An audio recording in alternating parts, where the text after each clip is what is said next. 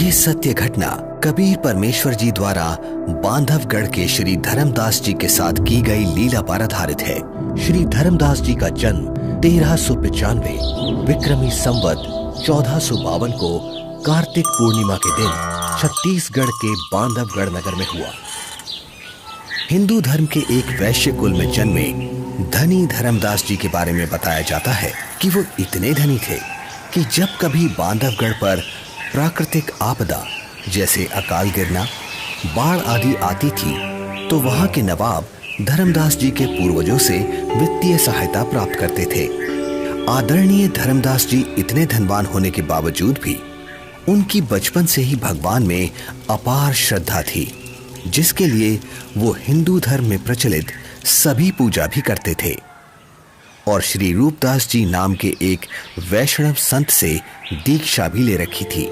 अपने गुरुदेव के बताए अनुसार वो नित्य गीता जी का पाठ करते, शालिग्राम की पूजा करते, एकादशी का व्रत करते और श्राद्ध इत्यादि भी करते थे। जब धर्मदास जी वृद्धावस्था की दहलीज पर आ गए तो उन्होंने अपनी पत्नी से तीर्थों की यात्रा करने की बात कही। आमिनी। जी स्वामी। गुरुदेव ने कहा है कि मुक्ति पाने के लिए 68 तीर्थों की यात्रा जरूर करनी चाहिए, इसलिए मैं कल तीर्थ यात्रा पर निकल रहा हूँ। मेरे जाने की तैयारी कर देना, यात्रा के लिए जरूरी सामान बांध देना। ठीक है स्वामी। आमिनी, तुम अपना ख्याल रखना। जी, आप भी अपना ध्यान रखना।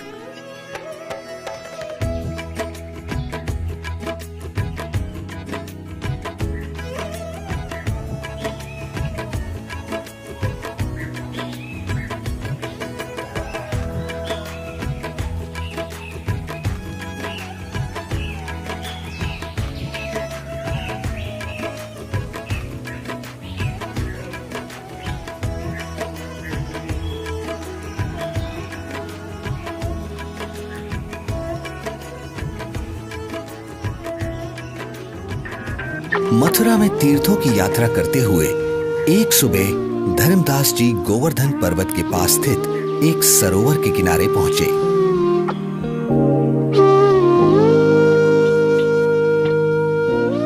वैसे तो सरोवर का पानी बहुत ही गंदा था, फिर भी वे सरोवर में उतर जाते हैं क्योंकि कहा जाता था कि उसमें नहाने से स्वर्ग मिलता है। इसलिए धर्मदास जी ने उसमें स्नान किया और फिर अपने ठाकुर जी की पूजा करने लगे। तभी वहां सर्वसृष्टि रचनहार कबीर देव जी काशी शहर से आकर प्रकट होते हैं और एक मुसलमान जिंदा महात्मा का रूप बनाकर धर्मदास जी से थोड़ी ही दूरी पर आकर बैठ जाते हैं। अब धर्मदास जी पवित्र गीता जी को खोलकर उसका ऊंचे स्वर में पाठ करने लगते हैं।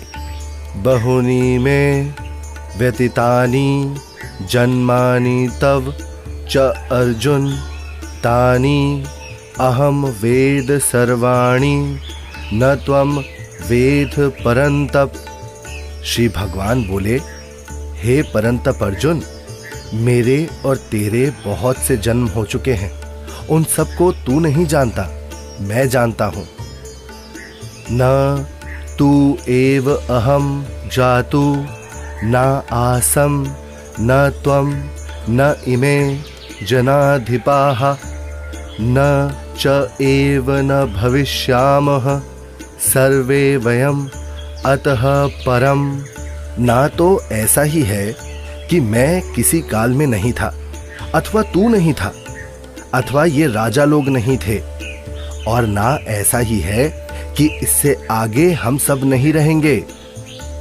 वैसे तो धर्मदास जी गीता जी के केवल एक अध्याय का ही नित्य पाठ किया करते थे, किंतु आज एक मुसलमान जिंदा महात्मा को हिंदू धर्म की साधना में रुचि लेता देख और अधिक पाठ करते हैं। कुछ देर बाद जब धर्मदास जी गीता जी को बंद कर माथे पर लगाकर रखने लगते हैं, तब ये महात्मा जी, आपका ज्ञान तो बहुत ही अच्छा है। आप कौन हैं? पहले तो आपको यहाँ कभी नहीं देखा। हे भक्त, मेरा नाम धर्मदास है। मैं बांधवगढ़ का रहने वाला हूँ। मेरा जन्म वैश्य कुल में हुआ है और हम इतने शुद्ध हैं कि किसी शूद्र को अपने निकट तक नहीं आने देते, कोई जीव हिंसा नहीं करते। जीव हिंसा करना पाप है, पापी पार नहीं होता। हे महात्मा जी, फिर तो मैं बहुत ही सौभाग्यशाली हूँ जो मुझे आप जैसे महापुरुष मिले। अब धर्मदास जी कबीर परमेश्वर जी को अपनी पूजा साधना से जुड़ी हुई काफी सारी बातें बताते हैं। कबीर परमेश्वर यानी जिंदा महात्मा धर्मदास जी से पूछते हैं, हे संत जी, मैं परमात्मा के लिए भटक रहा हूँ। आपका ज्ञान सुनकर मैं गदगद हो गया। मैं आपसे नाम दीक्षा लेना चाहता हूँ। ये सुनकर धर्मदास जी मन ही मन काफी प्रसन्न होते हैं और कहते हैं, मेरे गुरु श्री रूपदास जी हैं, वही तुम्हें नाम दीक्षा दे सकते हैं। हाँ, मैं तुम्हें दीक्षा तो नहीं दे सकता, लेकिन अपने गुरुदेव के उपदेश सुना जरूर सकता हूँ। आपको ये जरूर सुनने चाहिए। हाँ हाँ, क्यों नहीं, लेकिन मेरे मन में कुछ शंका भी है महात्मा जी। शंका? जी। कैसी शंका जिंदा? पूछिए पूछिए। हे महात्मा जी, मैं जानना चाहता हूँ कि मुझे कौन सी साधना करनी चाहिए जिससे मैं खुदा को पा सकूं। अगर तुम्हें वास्तव में सच्चे अजर अमर परमात्मा की प्राप्ति करनी है तो सुनो, सबसे बड़ा महापाप होता है जीव हिंसा करना। मांसाहारी और जीव हिंसा करने वाला व्यक्ति कभी भी मोक्ष प्राप्त नहीं कर सकता। ठीक है स्वामी, मैं जीव हिंसा नहीं करूंगा।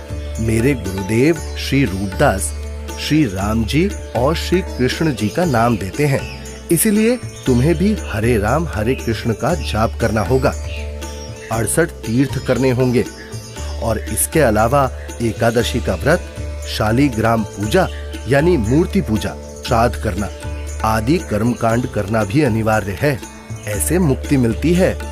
धर्मदास जी एक ज्ञानी की तरह कबीर प्रभु को बातें बता रहे हैं और दूसरी तरफ कबीर परमात्मा एक अनभिज्ञ श्रद्धालु की तरह अपने हाथों को जोड़े हुए धर्मदास जी की सब बातें सुनते हैं और बड़े ही विनम्र भाव से बोलते हैं, हे स्वामी, मैं कुछ और शंका समाधान चाहता हूँ, अगर आपकी आज्ञा हो तो। हाँ हाँ, क्यों नहीं, अवश्य पूछिए। स्वामी जी, ये गीता जी का ज्ञान किसने लिखा है? गीता ज्ञान तो स्वयं श्री कृष्ण जी यानी श्री विष्णु भगवान जी ने बोला है। अच्छा। हाँ स्वामी, आपके कहने से मैं अवश्य रामकृष्ण का जाप करूंगा, लेकिन क्या ये जाप गीता में कहीं लिखा है? नहीं, गीता जी में तो नहीं लिखा। पितृपूजा यानी श्राद्ध आदि कर्मकांड करने, तीर्थों पर भ्रमण करने और व्रत करने के लिए क्या गीता में कहा है? आखिर तुम कहना क्या चाहते हो?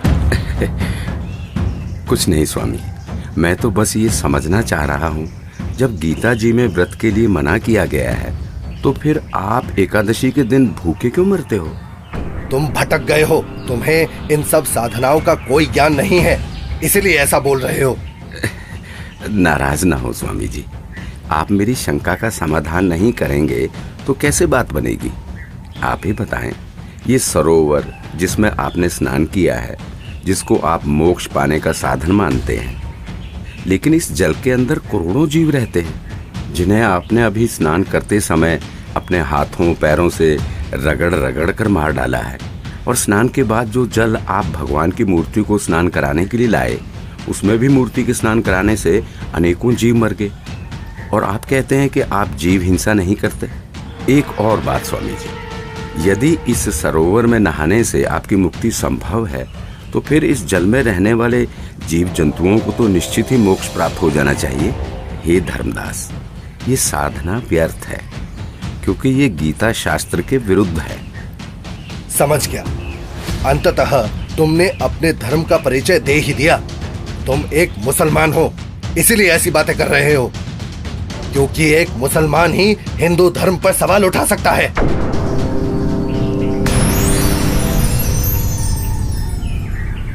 अरे, ये तो गायब हो गए। लगता है ये कोई सामान्य संत नहीं थे। मुसलमान होकर भी उनको हिंदू शास्त्रों का पूर्ण ज्ञान है। ये जरूर कोई देव पुरुष है। वे सही ही तो बता रहे थे। हे परमात्मा, एक बार फिर से वही संत मिले तो मैं अपना हठ छोड़कर नम्र भाव से संपूर्ण ज्ञान समझूंगा। हे भगवान, माफ करो मुझे।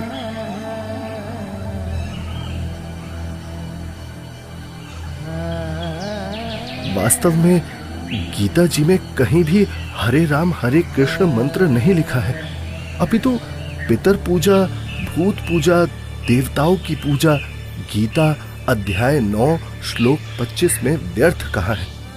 मैं महामूर्ख, मंद बुद्धि, इतना दुर्भाग्यशाली हूं कि संपूर्ण ज्ञान सुने बिना एक महान पुरुष को नाराज कर दिया। हे भगवान, मुझे माफ करो, उस महान आत्मा से फिर मिला दो। मैं इस बार उनकी सारी बातें मानूंगा।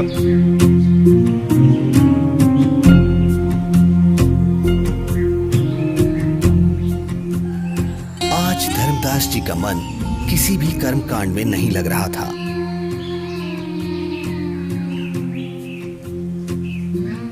तब उन्होंने सब कार्य छोड़कर खाना बनाने के बारे में सोचा। भगवान का प्रसाद बना लेता हूँ और फिर उन महापुरुष की खोज करता हूँ।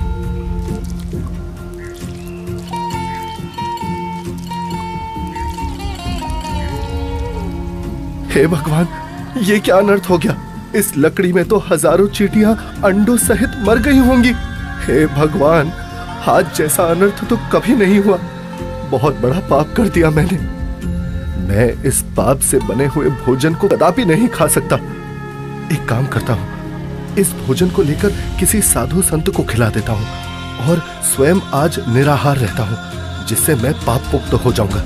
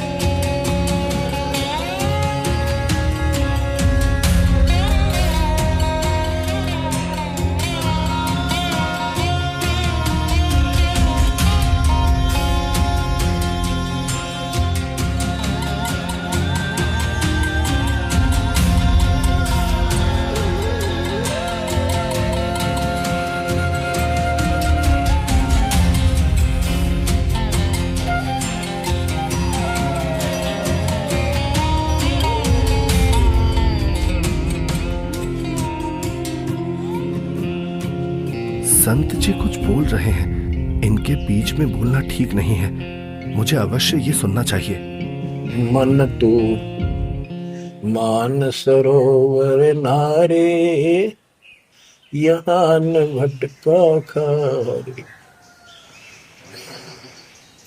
सूरजमुखी फूल जा फूले, शंख पद्म उजियारा।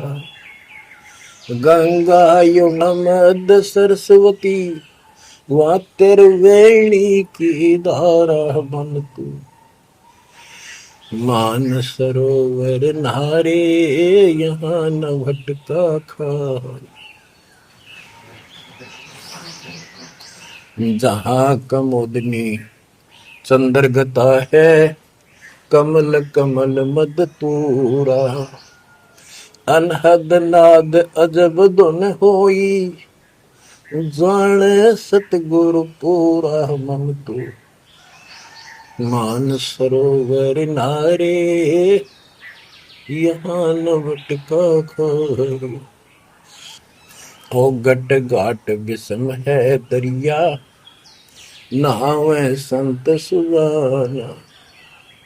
ओ गट घाट विषम है दरिया, नहावे संत सुजाना। मोक्ष मुक्ति के पर भी ले रे, साक्षी है ससीवाना। मन तू मान सरोवर नारे, यहाँ न भटका खारे। जावा हंस कोलाहल करते हैं, मोती मुक्ता खाही। ऐसा देश हमेश हमोरे, अमृत भोजन पाही मन तू मान सरोवर नारे, यहाँ न भटका खारे। शंखों लहरे मेहर की उपजे, कर नहीं जा कोई।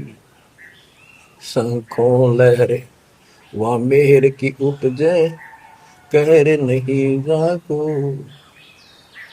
दास गरीब अचल अविनाशी, सुख का सागर सोई मन तो मान सरोवर नारे, यहाँ न भटका खारे मन तो मान सरोवर नारे, यहाँ न भटका खारे।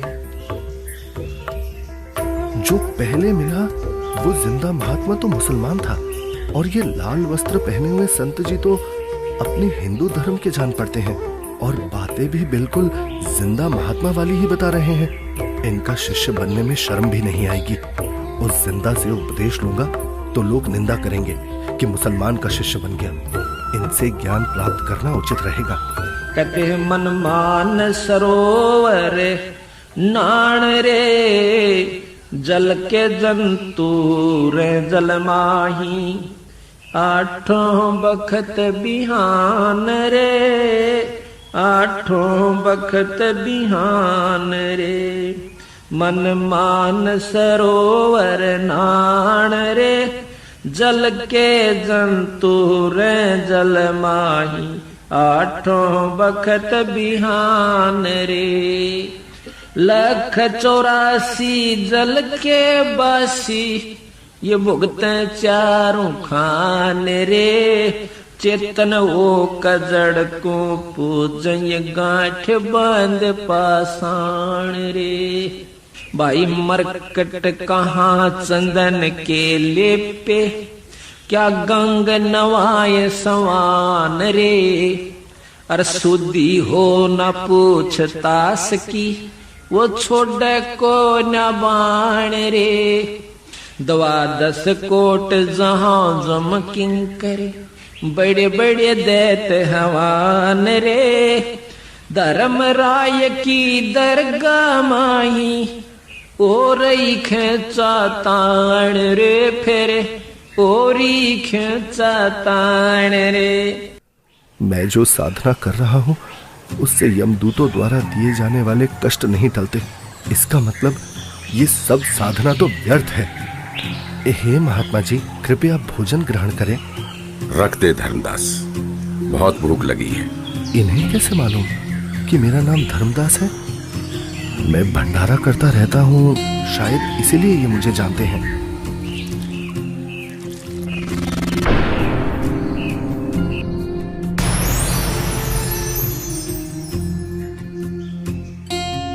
आप तो वही महात्मा जी हो। हत्यारे, कल तू क्या कह रहा था कि जो जीव हिंसा करते हैं वो कभी मोक्ष को प्राप्त नहीं कर सकते। अरे तू तो कसाई से भी बुरा निकला। हे प्रभु, मुझ अज्ञानी को क्षमा करो। मैं कहीं का नहीं रहा जिसका कोई लाभ नहीं, और शास्त्र अनुकूल साधना किससे मिले ये आप ही बता सकते हैं। मैं आपसे पूर्ण आध्यात्मिक ज्ञान सुनने का इच्छुक हूँ। कृपया मुझ अज्ञानी पर दया करके मुझ पापी को वो तत्व ज्ञान सुनाए भगवत, जिससे मेरा मोक्ष हो सके। ठीक है धर्मदास, अब सुनो। आप एकादशी का व्रत करते हो, जबकि श्रीमद् भगवद गीता अध्याय 6 श्लोक 16 में पढ़ा है कि हे अर्जुन, ये योग यानी भक्ति ना तो अधिक खाने वाले की और ना बिल्कुल ना खाने वाले अर्थात व्रत रखने वाले की, ना अधिक सोने वाले की तथा ना अधिक जागने वाले की सफल होती। इस श्लोक में व्रत रखना पूर्ण रूप से मना है धर्मदास। फिर देख अपनी गीता खोलकर। यहाँ परमेश्वर कबीर देव जी जिंदा रूप में धर्मदास जी को सृष्टि रचना सुनाते हैं और तीनों देवताओं की स्थिति से अवगत कराते हैं कि हे धर्मदास, अभी तक आप जिन भगवानों की यानी ब्रह्मा, विष्णु, महेश की भक्ति कर रहे थे, वो तो पृथ्वी, स्वर्ग और पाताल केवल इन तीनों लोकों में प्रधान है। रजगुण ब्रह्मा है, सतगुण विष्णु और तम गुण शिव जी ये मोक्ष नहीं कर सकते। आप जो भक्ति कर रहे हैं उससे कोई लाभ नहीं होगा। धर्मदास, केवल शास्त्र अनुकूल भक्ति करो। हे महात्मा, आप ये क्या कह रहे हैं? ब्रह्मा, विष्णु, महेश की भक्ति करने से कोई लाभ नहीं होगा? हम उनको कैसे छोड़ सकते हैं? धर्मदास, मैं इन देवताओं को छोड़ने की नहीं कह रहा, बल्कि आपको ये समझा रहा हूँ कि जो पवित्र गीता जी और पवित्र वेद बता रहे हैं, वैसे साधना करने से ही मोक्ष संभव है। हे जिंदा, भगवान विष्णु अखिल ब्रह्मांड के स्वामी हैं और आप उनको केवल 3 लोक के स्वामी बता रहे हैं। यदि फिर से आपने श्री विष्णु को अपमानित किया तो उचित नहीं होगा। मूर्ख के समझावते ज्ञान गाठी का जाए, कोयला होत न उजला, भावे 100 मन साबुन लाए। ये मैंने क्या कर दिया? मैंने उन महात्मा को फिर से नाराज कर दिया। मेरी बुद्धि भ्रष्ट हो गई है। जो मैंने सच्चे परमात्मा को नहीं पहचाना, उन्हें अपने जैसा मनुष्य मान लिया। हे भगवान, मुझे क्षमा करो। अब जिस पूजा को मैं कर रहा हूं वो कर नहीं सकता और आपकी बात मैंने सुनी नहीं। हे भगवान, मुझे सत्मार्ग दिखाओ, नहीं तो मैं आत्मघात कर लूंगा। मुझे परमात्मा की सच्ची भक्ति चाहिए। अब परमात्मा के अंतर्ध्यान हो जाने से व्याकुल धर्मदास जी अपने आप को कोसते हुए तीर्थ यात्रा को बीच में ही छोड़कर घर को चल पड़ते हैं। रास्ते में धर्मदास जी एक बगीचे में विश्राम करने के लिए रुकते हैं, जहां अक्सर सभी तीर्थयात्री विश्राम के लिए रुका करते हैं। जहां धर्मदास जी चिंतन करते हैं कि पूर्ण परमात्मा की साधना तो मेरे को मिली नहीं और पहले वाली साधना मैं नहीं करूं तो कहीं मैं पाप का भागी ना बन जाऊं। इसलिए धर्मदास जी मूर्ति निकालकर वापस उन्हीं की पूजा करने लगते हैं। तभी दयालु परमात्मा कबीर देव जी पहले की तरह संत रूप बनाकर वहां प्रकट हो जाते हैं, जिन्हें देख धर्मदास की खुशी का ठिकाना ही नहीं रहता। हे परमात्मा, हे मेरे मालिक, बहुत दया करी दाता, मुझ पापी को माफ करे प्रभु। बैठो प्रभु, मैं आपके खाने के लिए कुछ लाता हूँ। नहीं धर्मदास, अभी इच्छा नहीं है। हे भगवान, यदि आप नहीं खाएंगे तो मेरी आत्मा को कष्ट होगा। ठीक है धर्मदास, जो तेरी इच्छा है ले आ खाने के लिए। धर्मदास के काफी आग्रह करने पर और उनके सच्चे भाव को देखकर परमात्मा कबीर जी पेड़े और बताशे खाने लगते हैं। परमात्मा को पेड़े खिलाते हुए धर्मदास जी बहुत प्रसन्न होते हैं। प्रसाद लेने के बाद परमात्मा फिर से ज्ञान चर्चा करने लगते हैं। हे धर्मदास जी, आप यदि अभी भी इस ज्ञान पर विश्वास नहीं कर पा रहे हैं तो क्यों ना आप एक बार अपने गुरुदेव रूपदास जी से ये सब पूछ के देख लो कि क्या ब्रह्मा, विष्णु, महेश के कोई माता पिता हैं या नहीं, और क्या ब्रह्मा, विष्णु, महेश जी की जन्म मृत्यु होती है? क्या ये देवता आपके पाप कर्म काट सकते हैं? क्योंकि जो ज्ञान मैंने आपको बताया है, पुराणों में ये सब स्पष्ट लिखा है। और हाँ धर्मदास, आप अपने गुरु जी से ये भी पूछना कि क्या आप जो भक्ति बता रहे हैं उससे मुझे मोक्ष की प्राप्ति हो जाएगी? हाँ प्रभु, मैं निश्चित ही गुरुदेव से इन शंकाओं का समाधान अवश्य करवाऊंगा। इसके बाद कबीर प्रभु वहां से चल पड़ते हैं। धर्मदास जी कबीर परमात्मा जी को बेहद व्याकुलता में एकटक देखते जा रहे हैं। प्रभु, प्रभु! लेकिन धर्मदास जी के लिए ये परिस्थिति बहुत असामान्य हो जाती है। धर्मदास जी इतना व्याकुल हो जाते हैं कि वो परमेश्वर कबीर साहिब जी को छोड़ना नहीं चाह रहे थे और पहले वाली साधना भी छोड़ना धर्मदास जी के लिए बहुत मुश्किल हो रहा था। कबीर प्रभु के जाने के बाद धर्मदास अपनी शंकाओं के समाधान के लिए अपने गुरु रूपदास जी के आश्रम की तरफ निकल पड़ते हैं।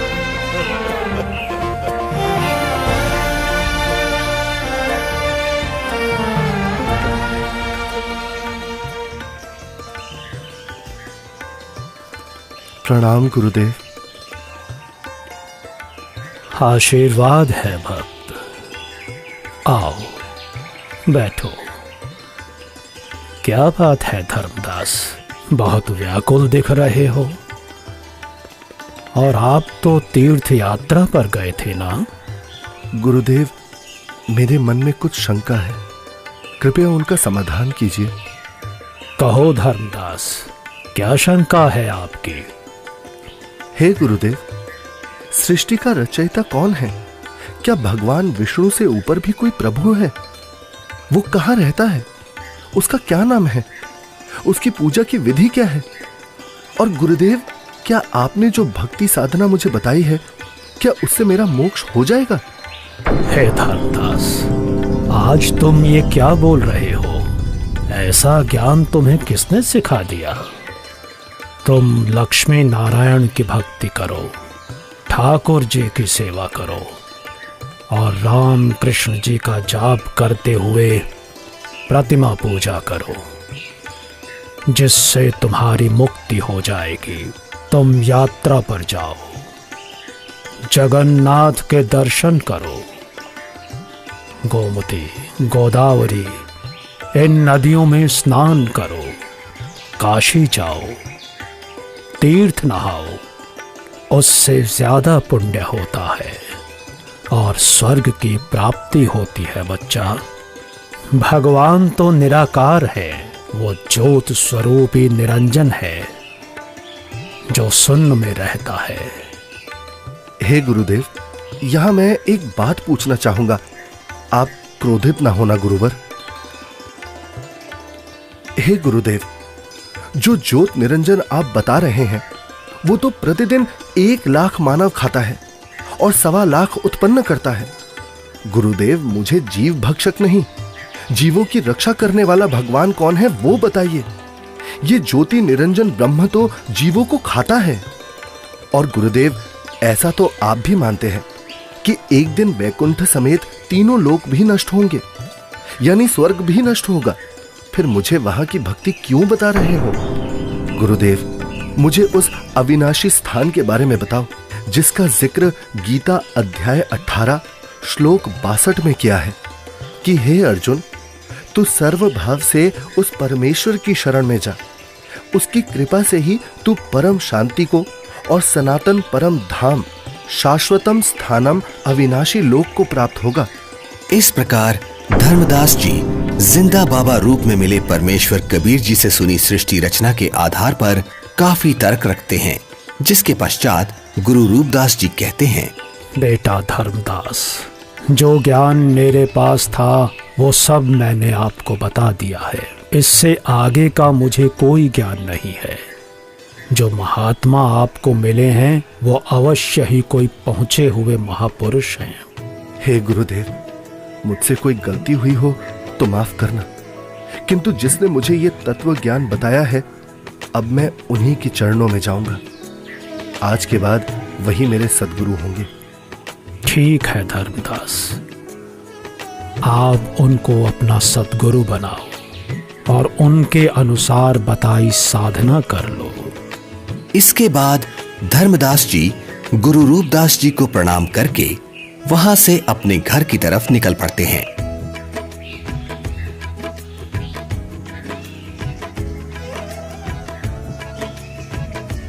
रास्ते में जाते जाते अब धर्मदास के मन में एक शंका ये भी उत्पन्न हुई कि हिंदू धर्म इतना बड़ा है, क्या किसी को गीता का यथार्थ ज्ञान नहीं होगा? अवश्य कोई ना कोई साधु महात्मा मंडलेश्वर गीता में कहे उस परमेश्वर परम अक्षर ब्रह्म के विषय में जानता होगा।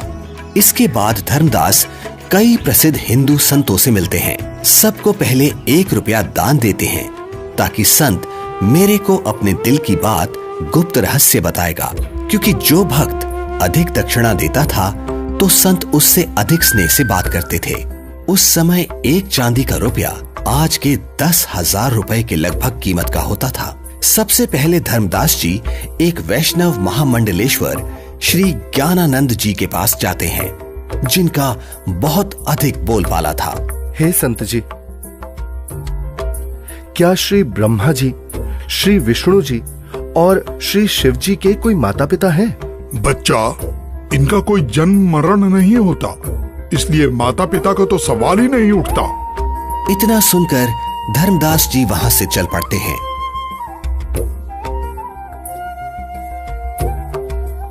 जहां कुछ दूरी पर धर्मदास जी को एक बहुत बड़े विद्वान महात्मा का पता चलता है, जो कि काशी विद्यापीठ से पढ़कर आए हैं और वे शास्त्रों के पूर्ण विद्वान हैं।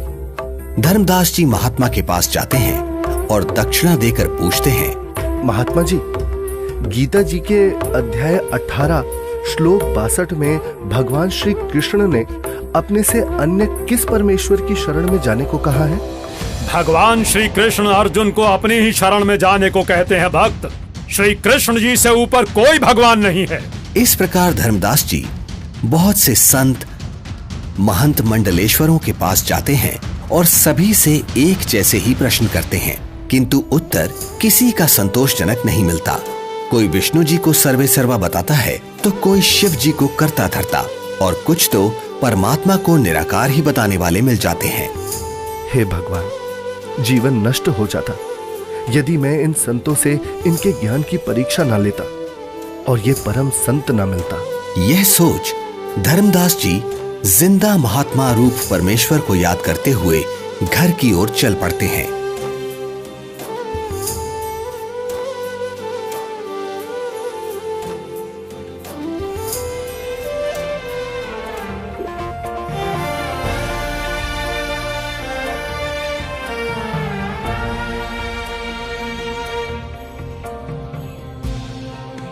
जहां मार्ग में एक नदी आती है, जिसके किनारे वृक्ष के नीचे एक हिंदू संत विराजमान दिखाई देते हैं, जिनके पास 4-5 व्यक्ति भी बैठे हैं। धर्मदास जी भी विश्राम करने के उद्देश्य से संत के पास कुछ दूरी पर वृक्ष के नीचे छाया में दूर से ही राम राम करके बैठ जाते हैं। लगता है मुझे इस साधु से भी प्रश्न करना चाहिए। अरे नहीं नहीं, जब बड़े बड़े मंडलेश्वरों को ज्ञान नहीं, जिनके पास हजारों शिष्य हैं, तो फिर इसके पास तो क्या ही होगा। यहाँ तो बस 4-5 वृद्ध ही तो बैठे हैं। आदेश महाराज, आदेश। हे धर्मदास, हिंदू मंडलेश्वरों ने बता दिया वो परमेश्वर कौन है। मुझ पापी अवगुण हारे को क्षमा करो महाराज, मैंने बड़ी भारी भूल की है।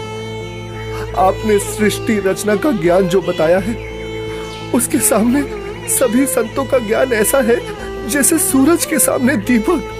धर्मदास, तेरे मन में अन्य संतों से ज्ञान जानने की प्रेरणा मैंने ही की थी। यदि आप इन सब के अज्ञान से परिचित नहीं होते तो फिर भी मेरे ऊपर विश्वास नहीं करते, सोचते रहते कि और संतों के पास भी जाना चाहिए। ये कैसे हो सकता है कि मुसलमान को ज्ञान है, हिंदुओं को नहीं। अब तुम पूर्ण विश्वास करोगे, इसलिए पूर्ण लाभ मिलेगा। मेरे को एक अन्य संत मिला, उसने भी यही आप वाला ज्ञान बताया था। मुझे लगता है वो आप ही हो, आपने रूप बदल रखा है।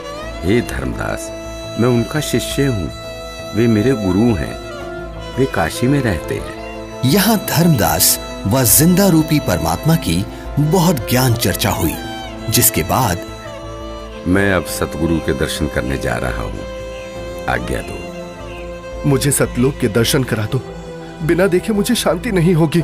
हे धर्मदास, आपको गुरुजी से दीक्षा दिला दूंगा, फिर भक्ति करना। हे जिंदा, आप ही सब कुछ हो, अपने आप को छुपा रहे हो। मुझे सतलोक दिखाओ ताकि मेरी आत्मा को संतोष हो। धर्मदास, नाम लेकर भक्ति करो। जब शरीर छोड़कर जाओगे तो आप वहां सतलोक देखना। हट क्यों कर रहे हो? मैं कितना दुष्ट हूं कि मैंने परमात्मा पर विश्वास नहीं किया, और अब पता नहीं वो फिर दोबारा दर्शन देंगे या नहीं। रोते रोते धर्मदास जी अपने घर पहुंच जाते हैं।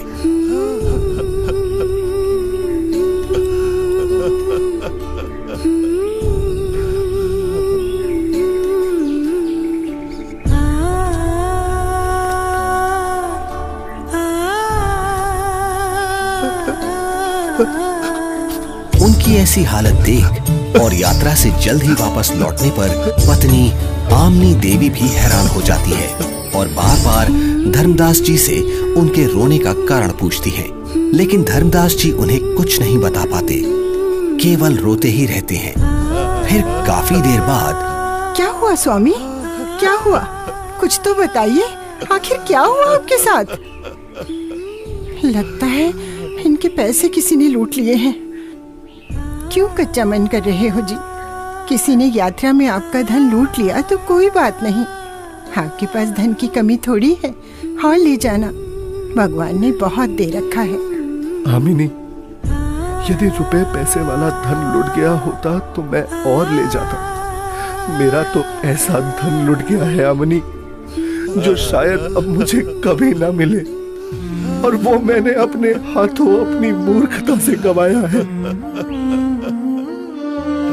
धर्मदास जी जिंदा महात्मा से हुई सर्व ज्ञान चर्चा और उनसे सुनी सृष्टि रचना आमनी देवी को सुनाते हैं।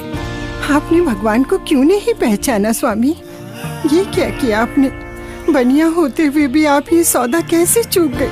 इसी बात का तो दुख है आमिनी, जीवन में पहली बार मुझसे इतनी भारी भूल हुई है।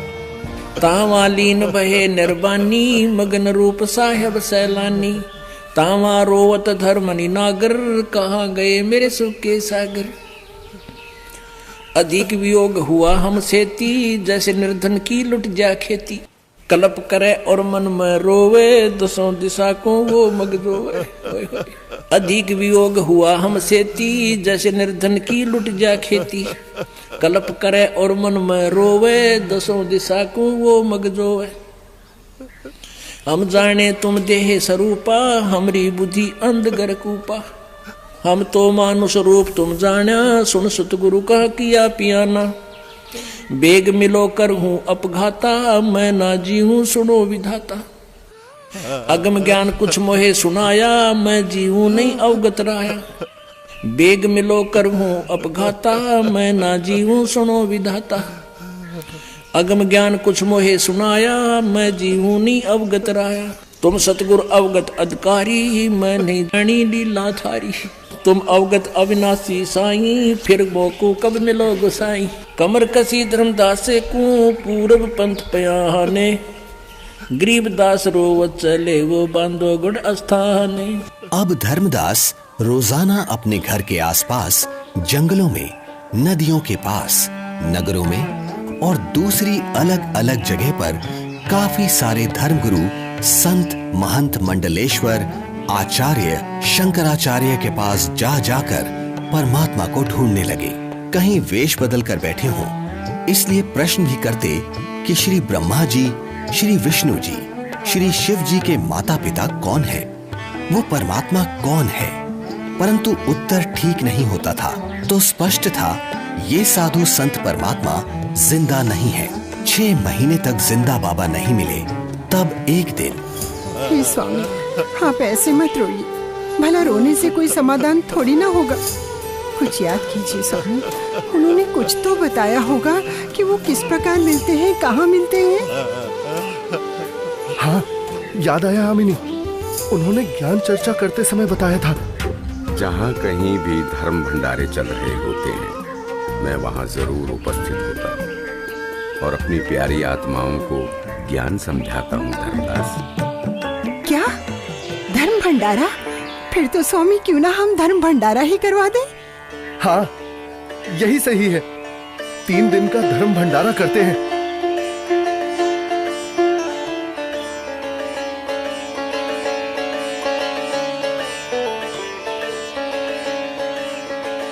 भंडारे का आयोजन शुरू हो जाता है।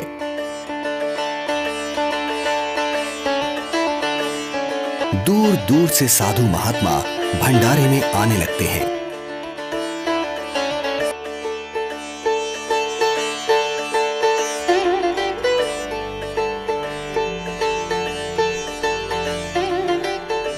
धर्मदास जी भंडारे में हर तरफ घूम घूम कर प्रत्येक संत महात्मा को बड़े ही ध्यान से देखते हैं, किंतु परमेश्वर कहीं भी उनको दिखाई नहीं देते।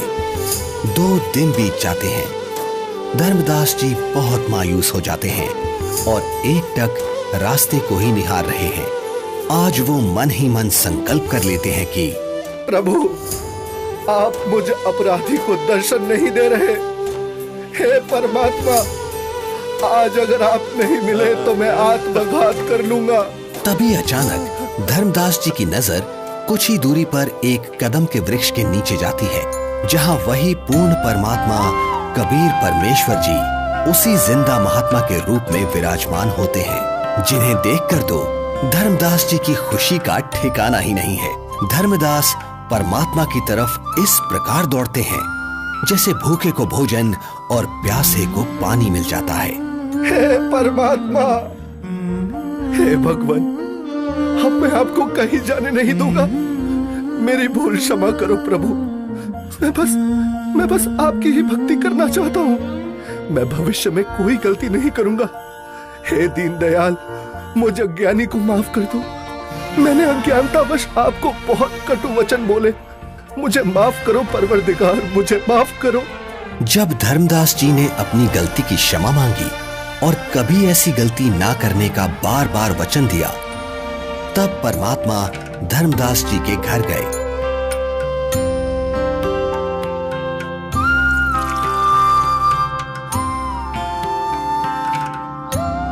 जहां आमनी देवी और धर्मदास जी दोनों ने परमात्मा की बहुत सेवा की और उनसे नाम दीक्षा ली। हे प्रभु, आपका बच्चा बहुत नरम दिल का है। इतना रोया, मैं भी रुला दी। आपकी तड़फ में दिन रात रोता रहा। मैं बार बार हिम्मत हौसला दिलाती, परमात्मा अवश्य मिलेंगे। ये रोते हुए कहते, हमने अब नहीं मिलेंगे। मैंने उनको बहुत बार परेशान किया अपनी मूर्खता व अज्ञान के कारण। फिर रोने लग जाते। आपने अपने दास को इतना कष्ट नहीं देना था। बेटी, जैसे लोहे का औजार बनाने के लिए गर्म किया जाता है, फिर उस पर चोट लगाई जाती है, तब वो काम बनता है। ठंडे लोहे पर चोट काम नहीं करती, इसलिए धर्मदास को 6 महीने गर्म करना पड़ा। ये काल का वकील बना था। अब जो मैं बताऊंगा ये सब मानेगा और काम का हो जाएगा, यानी मोक्ष प्राप्त करेगा। धर्मदास, आपको वो भगवान मिला है जिसको पाने के लिए राजाओं ने राज त्याग दिए, ऋषियों ने शरीर तक गला दिए। इसलिए अब खूब भक्ति करो ताकि आप हमेशा हमेशा के लिए सतलोक के निवासी बन सको, जहां आपको इतना सुख मिलेगा जो स्वर्ग क्या महास्वर्ग में भी नहीं है। सुंदर बाग, सदाबहार फलदार वृक्ष और दूधों की नदियां बहती हैं, जहां सुंदर नर और नारी रूप में हंस आत्माएं रहती हैं। वे कभी वृद्ध नहीं होते और वहां जाने के बाद कभी मृत्यु भी नहीं होती। धर्मदास, हे महाराज, नाराज ना होना। कृपया मुझे वो अमर लोक दिखाने की मेहर करे परवरदिगार, ताकि मेरा विश्वास दृढ़ हो। आप भक्ति करो। जब शरीर त्याग कर जाओगे तो सतलोक को ही प्राप्त करोगे। धर्मदास जी के अधिक आग्रह करने पर कबीर परमेश्वर जिंदा रूप में धर्मदास जी की आत्मा को निकालकर ऊपर सतलोक में ले जाते हैं। सतलोक, जहां दरबार के द्वार पर खड़े द्वारपाल को परमेश्वर ने कहा कि धर्मदास जी को परमात्मा के दर्शन कराओ। जिंदा रूप परमात्मा पीछे से अपने सिंहासन के पास चले गए, जिसके कुछ ही देर बाद देखते ही देखते वहां पर बहुत सारे हंस तथा हंसनी इकट्ठे होकर नाचते गाते हुए धर्मदास जी को परमेश्वर के सिंहासन के पास लेकर जाते हैं, जहां परम अक्षर ब्रह्म कबीर साहिब जी, जिनके एक रोम का प्रकाश करोड़ों सूर्य और करोड़ों चंद्रमा के प्रकाश से भी कई गुना अधिक था, वो एक बहुत ही सुंदर सिंहासन पर विराजमान है। जिंदा रूप में नीचे से गए परमात्मा तख्त पर विराजमान अपने ही दूसरे स्वरूप पर चंवर करने लगते हैं, जिसे देख धर्मदास जी सोचते हैं कि जिंदा महात्मा तो परमेश्वर का सेवक है। धर्मदास जी इतना सोच ही रहे थे कि कुछ ही देर में तख्त पर विराजमान परमात्मा खड़े हो जाते हैं और जिंदा महात्मा तख्त पर विराजमान हो जाते हैं तथा तेजोमय परमात्मा जिंदा महात्मा पर चंवर करने लगते हैं, जिसे देख धर्मदास जी हैरान हो जाते हैं कि तेजोमय परमात्मा जिंदा महात्मा पर चंवर क्यों कर रहे हैं। आखिर ये जिंदा महात्मा है कौन? इतने में तेजोमय शरीर वाले परमात्मा जिंदा महात्मा के शरीर में समा जाते हैं और चंवर अपने आप होने लगता है। धर्मदास, मैं ही संपूर्ण सृष्टि का रचयिता हूं। मेरा ही नाम कबीर देव है। मैं ही चारों युगों में पृथ्वी पर प्रकट होता हूं। वर्तमान में मैं अपने वास्तविक नाम कबीर नाम से काशी नगर में प्रकट हूं, जहां एक साधारण मनुष्य की भांति लीला कर रहा हूं और जुलाहे रूप में रहता हूं। धर्मदास, काल जाल में फंसे अपने बच्चों को भक्ति का धनी बनाकर उनके इस वास्तविक घर सतलोक में वापस लाने के लिए वहां प्रकट हुआ हूं। हे सर्वसृष्टि रचनहार, मैं बहुत दुष्ट हूं। मैंने आपको कितना दुखी किया, कितना अपमानित किया। मुझे माफ कर दो परवरदिगार, मैं बहुत नीच हूं, माफ कर दो मुझे। हे परमात्मा, आपने ये इतना प्रकाशमान रूप पृथ्वी पर क्यों नहीं प्रकट किया? क्यों छुपा रखा है? हे धर्मदास, यदि इसी रूप में नीचे जाऊं तो किसी की भी आंखें इस प्रकाश को सहन नहीं कर सकती। दूसरी बात, काल ब्रह्म यानी ज्योति निरंजन का डर के मारे हाल बेहाल हो जाएगा। इसलिए काल के लोक में गुप्त रहकर जीवों को ज्ञान सुनाता हूं, उनका कल्याण करता हूं। धर्मदास, अब आप नीचे जाकर खूब भक्ति करो और वहां काल जाल में फंसे अपने सभी भाई बहनों को भी समझाओ।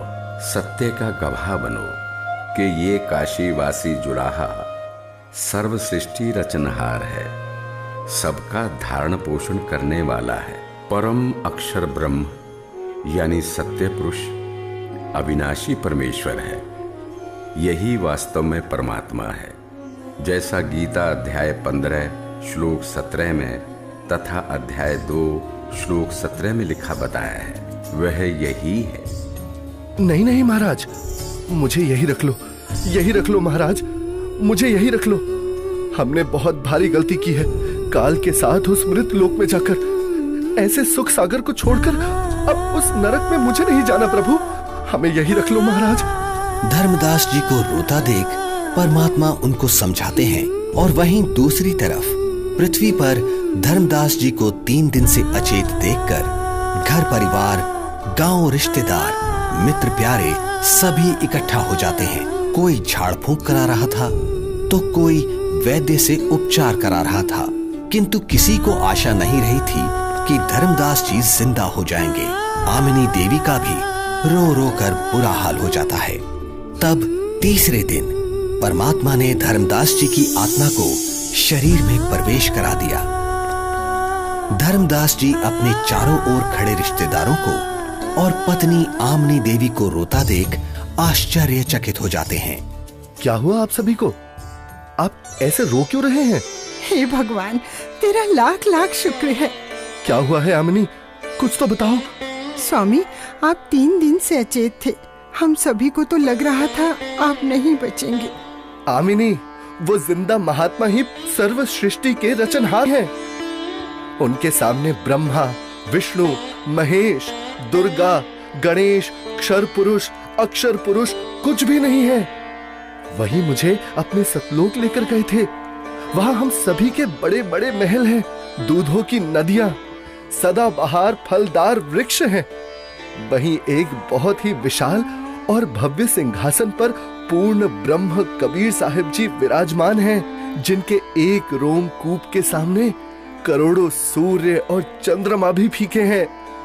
सतलोक का वर्णन करते हुए अचानक धर्मदास जी को परमात्मा के काशी में प्रकट होने वाली बात याद आती है, जिसके बाद धर्मदास जी काशी नगर में जाकर कबीर जुलाहे रूप में आए परमात्मा की झोपड़ी का पता करते हैं। जहां असंख्य ब्रह्मांडों के स्वामी कबीर परमेश्वर जी को कपड़ा बुनने का कार्य करते देख धर्मदास जी को बड़ा ही आश्चर्य होता है। हे प्रभु, मुझ अज्ञानी को क्षमा करो प्रभु। मुझे विश्वास नहीं हो रहा था कि आप ही परमात्मा हैं, आप ही परम अक्षर ब्रह्म हैं। इस वेशभूषा में तो आपको कोई भी नहीं पहचान सकता। इसके बाद परमेश्वर कबीर जी ने धर्मदास जी को सतनाम दिया, जिसे पाकर धनी धर्मदास जी बहुत खुश होते हैं। हे प्रभु, बड़ी दया करी आपने, मेरा तो जीवन सफल हो गया। बेटा धर्मदास, अब आप अपने घर जाओ और भक्ति करो, मैं वहीं आऊंगा। जी जरूर आना परमात्मा, वहां मेरे बेटे को भी समझाना और आमिनी को भी सतनाम देना। ठीक है बच्चा, मैं जरूर आऊंगा। हे परमात्मा, आप बहुत दयालु हो जो आपने हमें शरण में ले लिया। हे प्रभु, आपने हम दोनों को तो शरण में ले लिया, किंतु मेरा इकलौता पुत्र नारायण दास, वो काफी समझाने के बावजूद भी आपके इस सत्य ज्ञान को स्वीकार नहीं कर रहा। बेटा धर्मदास, तेरे बेटे नारायण दास के रूप में काल ने तुम्हारे घर पर अपना दूत भेज रखा है। वो नहीं मानेगा। आप इसको मत देखो, अपनी भक्ति पर ध्यान दो। यह बात सुनकर धर्मदास को बहुत दुख हुआ और विश्वास नहीं हुआ कि मेरा बेटा नारायण दास काल का दूत है। परमात्मा समझ गए कि धर्मदास पुत्र मोह में अपना जीवन नष्ट करेगा। धर्मदास, आप पुत्र को बुलाओ, मैं भी समझाता हूँ। बच्चा है, मान जाए तो। बेटा नारायण दास, आज गुरुजी आए हैं, उनके चरण स्पर्श कर आशीर्वाद ले ले, तेरा भी कल्याण हो जाएगा बेटा। पिताजी, आपके ऊपर इस जुलाहे ने जादू कर दिया है, आपका दिमाग खराब कर दिया है। आपने देवी देवताओं व पितर पूजा छोड़ दी है। मैं उसकी शक्ल भी नहीं देखना चाहता। बेटा, एक बार चल, फिर ना जाना। धर्मदास जी के अधिक आग्रह करने पर नाराज अवस्था में नारायण दास चल पड़ता है। जाकर थोड़ी दूरी पर कमरे में सतगुरु के सामने बैठ जाता है। परमात्मा समझाने लगते हैं, किंतु नारायण दास कुछ भी समझने को तैयार नहीं होता। बेटा, पूर्ण परमात्मा की भक्ति करो, आपका भी मोक्ष हो जाएगा। मैंने नहीं सुननी आपकी झूठी कहानी। धर्मदास, देख, बेटा नारायण दास कितना सुंदर है, भोला भाला है।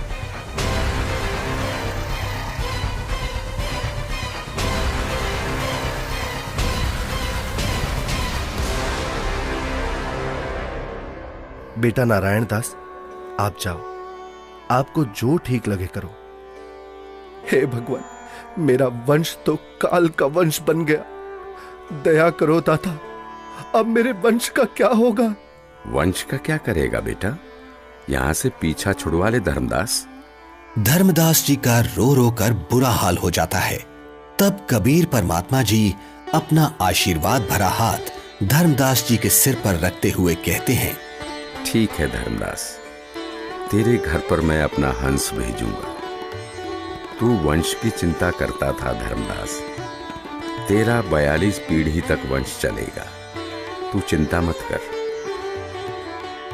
तुम्हारे घर पर एक पुत्र उत्पन्न होगा, उसका नाम चूड़ामणि रखना। इस उम्र में बच्चा?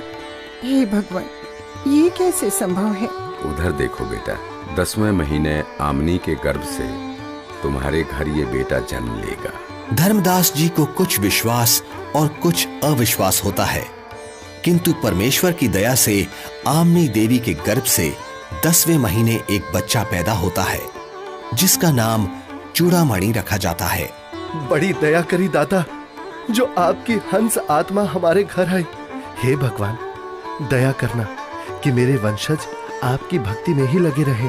धर्मदास, ज्योति निरंजन अर्थात काल मेरे नाम से 12 पंथ चलाएगा और तेरे वंश वाले 6ठी पीढ़ी में जाकर मेरी बताई सत्य भक्ति को करना छोड़ देंगे। वो उन काल के चलाए नकली 12 पंथों में से जो 6ठा टकसारी पंथ होगा, उसकी साधना करना शुरू कर देंगे, जो काल में डुबोने वाली ही होगी। हे परमात्मा, दया करो अंतर्यामी, उनका उद्धार कैसे होगा? दया करो। हे धर्मदास, काल द्वारा चलाए जाने वाले 12 पंथों में 12वां पंथ का प्रवर्तक संवत 1774 में जन्म लेगा। उस पंथ समेत सब 12 पंथों के पंथी मेरी वाणी का गलत अर्थ लगाकर गलत साधना करेंगे। असंख्य जन्म तक सतलोक नहीं जा सकेंगे। उसी 12वें पंथ में हम ही प्रकट होंगे। हम गुप्त रूप से लीला करेंगे। धर्मदास, मैंने तेरे को 42 पीढ़ी तक तुम्हारा वंश कलयुग में चलने का आशीर्वाद दिया। तेरे वंश वालों का उद्धार मेरे द्वारा भेजे जाने वाले मेरे कृपा पात्र महापुरुष से होगा। जिस समय कलयुग 5505 वर्ष बीत जाएगा, तब वो महापुरुष मेरा भेजा हुआ आएगा। अर्थात उसे मुझे ही समझ, वो सारे संसार के प्राणियों का उद्धार करेगा। उस समय तेरे बिंद वाले यानी तेरी 42 पीढ़ी वाले हों या सारा संसार, जो भी उससे नाम दीक्षा लेगा उन सबकी मुक्ति हो जाएगी। मेरा आशीर्वाद है। आज वर्तमान में स्वयं कबीर परमात्मा के अवतार बंदी छोड़ सतगुरु रामपाल जी महाराज आए हुए हैं, जो कि सर्व समाज को सतभक्ति प्रदान कर रहे हैं, जिनसे नाम दीक्षा लेकर भक्ति करने से सर्व सुख व पूर्ण मोक्ष की प्राप्ति होती है। सत साहिब जी।